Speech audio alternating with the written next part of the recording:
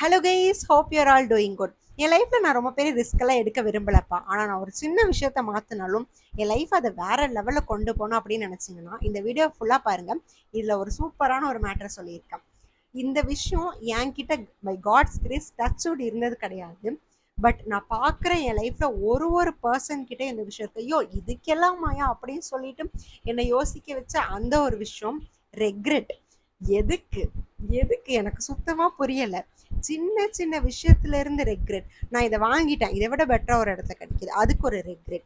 என் லைஃப்பை நான் இப்படி இருக்கணும்னு நினச்சேன், அது என் லைஃப்பில் நடக்கலை, அதுக்கு ஒரு ரெக்ரெட். என் லைஃப்பில் நான் இதை மாற்றணும்னு நினச்சேன், அதை மாற்ற முடியல, அதுக்கு ஒரு ரெக்ரெட்.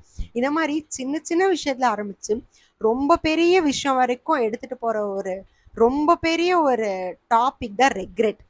இது எதுக்காக எல்லாரும் பண்ணிட்டு இருக்கீங்க அப்படின்னு எனக்கு புரியல. மேபி நான் எனக்குமே எனக்குள்ள இருக்கிற ஒரு ஆர்கியூமெண்ட் என்னது அப்படின்னா, நான் எல்லாத்துக்கும் ஜஸ்டிஃபிகேஷன் கொடுத்தே அதை நான் சார்ட் அவுட் பண்ணிட்டு இருக்கணும் அப்படின்னு சொல்லிட்டு கூட என் மைண்டில் ஒரு சீர் ஓடிட்டு தான் இருக்கும். அதை நான் இல்லைன்னெல்லாம் சொல்லலை. ஆனால் நான் ஒரு விஷயத்த பண்ணி முடிச்சிட்டேன் அப்படின்னா அதை விட பெட்டராக ஒரு விஷயம் நடந்தாலுமே இல்லை அதை விட மோசமாக சுச்சுவேஷன் மாறினாலும் அதுக்கு நான் ரெக்ரெட் ஆனதே கிடையாது. ஏன்னா அது நான் பண்ணேன் அப்படிங்கிறதுக்காக. நான் என் லைஃப்பில் பார்க்குற என்னோடய ஃப்ரெண்ட்ஸாக இருக்கட்டும், என் ஃபேமிலியாக இருக்கட்டும், என்னோட ஹோல் சர்க்கிளையும் எல்லாரும் அதை நான் பண்ணணும்னு நினச்சேன், பண்ண முடியல, இது நான் இப்படி மாற்றிருக்கலாமோ, இது இப்படி பண்ணியிருந்தா இது இப்படி போயிருக்குமோ, எக்ஸ்கியூஸ் மீ நீங்கள் என்ன பேசிகிட்டு இருக்கீங்க அப்படின்னு சொல்லி தான் என்னோட மைண்ட் செட் எப்போவுமே இருந்திருக்கு. நான் இதை ஏன் சொல்கிறேன் அப்படின்னா, ரெக்ரெட்டுங்கிற ஒரு ஒரு இத்தினோண்டு வார்த்தை, குட்டி வார்த்தை தான் உங்களை டிப்ரெஷன்லேருந்து எல்லா மாதிரியான ஒரு மென்டல் டிசார்டர் டிசீஸ்கள் உள்ளேலாம் கொண்டு போயிடும். அதுதான் பிட்டர் ட்ரூத். நீங்கள் இல்லைப்பா நான் ரெக்ரெட் எல்லாம் பண்ணுறதே இல்லை அப்படின்னு சொல்லி நினச்சிங்கன்னா எங்கேயாச்சும் ஒரு லைஃப்பில் ஏதாவது ஒரு இடத்துல ரெக்ரெட்டுங்கிற ஒரு விஷயத்த நீங்கள் பண்ணிக்கிட்டு தான் இருப்பீங்க.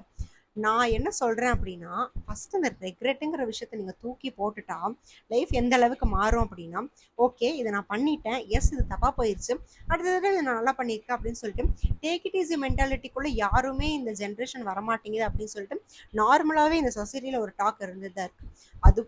அது மட்டும் இல்லாமல் இந்த 2K கிட்ஸ், ஜென்சி கிட்ஸ் நம்ம மேலே எல்லாம் இருக்கிற ஒரு ரொம்ப பெரிய ஒரு பழி என்ன அப்படின்னா, இந்த காலத்து குழந்தைங்களுக்கு டிசிஷன் எடுக்க தெரியல, இந்த காலத்து குழந்தைங்க கான்ஃபிடென்ட்டான பர்சன்ஸ் கிடையாது, இந்த காலத்து குழந்தைங்க அப்படி இப்படின்னு சொல்லிட்டு நம்ம மேலே அப்படியே அடிக்கிட்டே போவாங்க இல்லையா. அதுக்கு எல்லாத்துக்கும் மெயின் ரீசன் ரெக்ரெட்டாக தான் இருக்குமோ அப்படின்னு சொல்லிட்டு நான் எப்போவுமே யோசிச்சதும் இருக்குது. உங்களுக்கு என்ன தோணுது அப்படிங்கிற சொல்லுங்க. இப்போ நான் இந்த டாப்பிக்கை பற்றி பேசிட்டு இருக்கும்போது உங்களுக்கு ரெக்ரெட்டுங்கிற விஷயம் எதுல எல்லாம் தோணி இருக்கு அப்படிங்கிறத ஃபர்ஸ்ட் கமெண்ட்ல சொல்லுங்க. என்கிட்ட கமெண்ட்ல சொல்றீங்களோ இல்லையோ, அட்லீஸ்ட் ஒரு டைரி எடுத்து அதில் நோட் பண்ண ஆரம்பிங்க. இதுக்கெல்லாம் நான் ரெக்ரெட் பண்ணியிருக்கேன் அப்படின்னு சொல்லிட்டு. ரெக்ரெட் பண்ணலாம், ஆனால் நான் என்ன நினைக்கிறேன்னா, உண்மையாகவே லைஃப்பில் ரெக்ரெட் பண்ண வேண்டியவங்க ரெக்ரெட் பண்ணுறதே கிடையாது, அதை கடந்து போய்கிட்டே தான் இருக்காங்க. ஆனால் ரொம்ப ஒயிட் ஹார்ட்டடாக, ரொம்ப பியோர் ஹார்ட்டடான பர்சன்ஸ் எப்போவுமே சின்ன சின்ன விஷயத்துக்கும் ரெக்ரெட் பண்ணிருக்கீங்க. நான் ஒரு பென்சில் வாங்கினேன், அது 10 ரூபான்னு கொடுத்து வாங்கிட்டேன், பக்கத்து கடையில் அது 5 ரூபான்னு தான் கொடுத்தான், நான் பேசாமல் வாங்காமல் வந்திருக்கலாம், அந்த கடையில் பேசாமல் வாங்கியிருந்திருக்கலாம், எனக்கு 5 ரூபா மிச்சமாயிருக்கும். நீ வாங்கிட்டேன், முடிஞ்சிருச்சு.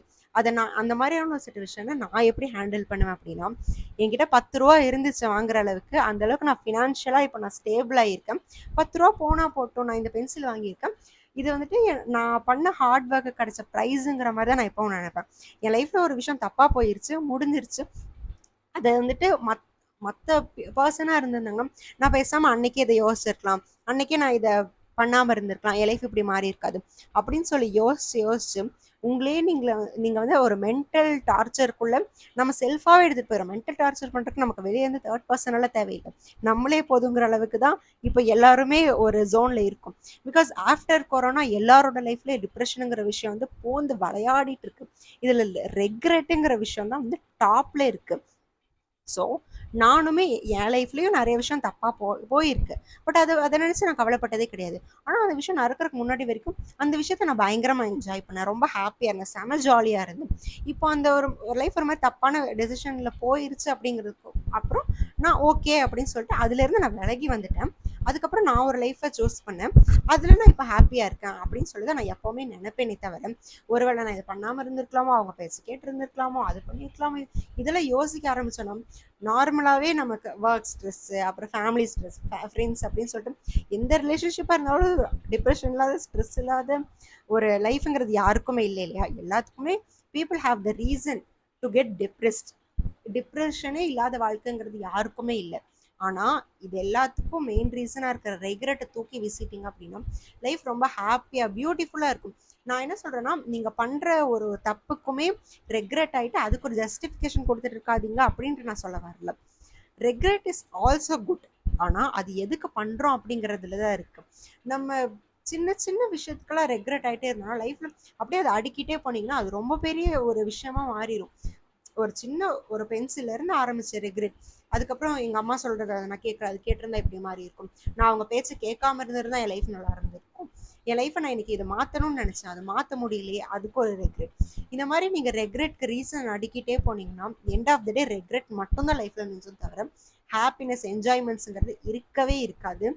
இதை ஒரு வீடியோவில் நான் கன்வே பண்ணணும் அப்படின்னு சொல்லி நினச்சேன். பிகாஸ் நான் ஆல்ரெடி ஒரு வீடியோ போட்டிருந்தேன், ஒரு 20 மினிட்ஸ்க்கு ஒரு வீடியோ போட்டிருந்தேன். அதில் நிறைய தாட்ஃபுல்லான விஷயம் சொல்லியிருந்தேன். அதில் ஒன் ஆஃப் த விஷயம் தான் ரெக்ரெட்.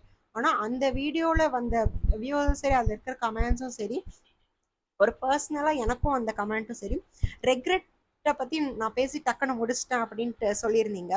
ஓகே, ஒய் நாட் அதை பற்றி நான் ஒரு வீடியோவே போடக்கூடாது அப்படின்னு நினச்சனால தான் இந்த video. So please don't regret for any thing. But regret பண்ணலாம், அதுக்குன்னு சொல்லி வேல்யூபிளான ரீசன் இருந்தால் மட்டும் ரெக்ரெட் பண்ணுங்கள். ரொம்ப தப்பான விஷயத்துக்கும் நமக்கு தெரியும் இல்லையா, இட்ஸ் சின் அப்படின்னு சொல்லி தெரியற விஷயத்துக்கு அந்த மாதிரி நான் பண்ணிட்டேன் அப்படின்னு சொல்லி தெரிஞ்சு அதுக்கு ரெக்ரெட் பண்ணுறது தட் இஸ் அப்சல்யூட்லி ஃபைன். அதுக்கப்புறம் நீங்கள் உங்களை சேஞ்ச் பண்ணிவிட்டு உங்களை செல்ஃப் அனலைசேஷன் பண்ணிவிட்டு அதுக்கப்புறம் மூவ் ஆன் ஆகி நல்ல ஒரு லைஃப்க்கு மாறது that is also very good. இதெல்லாம் நான் உங்ககிட்ட சொல்லணும் அப்படின்னு சொல்லி நினச்சேன். உங்கள் ஃப்ரெண்ட்ஸ் யாராச்சும் ரொம்ப ரெக்ரெட் பண்ணிட்டு இருந்தாங்கன்னா ரெக்ரெட் பண்ணாத அப்படின்னு சொல்லிட்டு இந்த வீடியோவை ஷேர் பண்ணுங்கள். இந்த வீடியோ பிடிச்சிருந்துச்சுன்னா லைக், ஷேர், சப்ஸ்கிரைப் பண்ணிக்கோங்க. முடிஞ்சால் இன்ஸ்டாகிராம்லேயே ஃபாலோ பண்ணிக்கோங்க. அதோட லிங்க் சேனலோட பயோல கொடுத்துருக்கேன். வீடியோ பார்த்ததுக்கு தேங்க்யூ. By by.